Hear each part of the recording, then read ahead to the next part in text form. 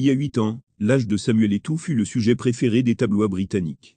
Bien qu'ils aient remporté un triplé célèbre en 2010, la relation de José Mourinho et Samuel Eto'o était devenue un peu aigre, lorsque le tacticien portugais a laissé entendre que le Camerounais pouvait mentir à propos de son âge. En effet, malgré les relations qui semblaient saines entre la superstar africaine et Mourinho, une conversation privée entre un diffuseur français et l'ancien patron du Real Madrid a été divulguée en février 2014, dans laquelle le manager semblait faire part de ses préoccupations concernant l'âge d'Eto'o. Dans la conversation sur les combats des Bleus à l'époque, Mourinho aurait déclaré que le problème avec Chelsea est que nous manquons de marqueurs. J'en ai un, Eto'o, mais il a 32 ans. Peut-être 35 ans, qui soit.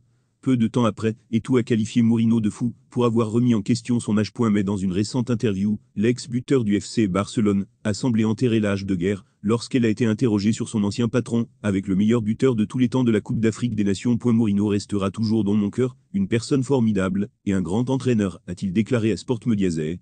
À peine la page Mourinho tournée, c'est le journal français Le Monde qui va déclarer que plusieurs légendes du football africain, comme les Camerounais Rigobertson, Roger Milla et Samuel Eto'o, et les Nigérians Nwankwo Kanu et Taribo West, auraient triché sur leur âge. Selon la même source, la fraude sur l'âge continue à être instrumentalisée en Afrique, avec l'aide de certaines fédérations nationales.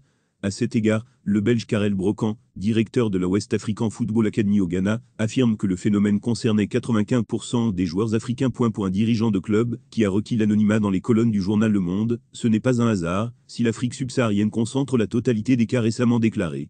Dans certains pays, et encore davantage dans des endroits reculés, les parents attendent parfois plusieurs mois, voire plusieurs années, avant de déclarer la naissance d'un enfant, explique-t-il. Selon ce dernier, les fraudes peuvent intervenir plus tard.